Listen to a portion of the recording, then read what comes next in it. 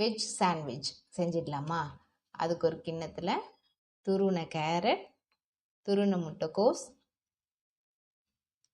Cut பண்ணி வச்ச capsicum, ஒரு வெங்காயத்தை பொடியாக கட் பண்ணி வச்சுருக்கோம், அதையும் சேர்த்துக்கலாம்.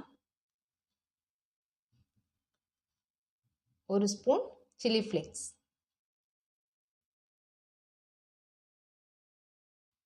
இது பெப்பர்,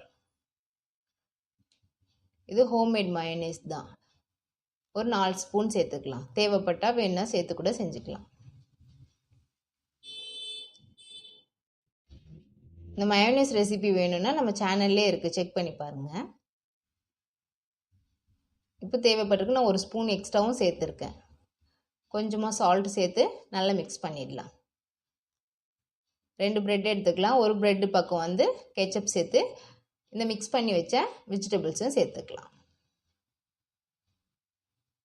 ஒரு பக்கம் பிளெயினாகவே விட்டுக்கலாம், வேணும்னா கூட கெச்சப் கூட சேர்த்துக்கலாம் நீங்கள்.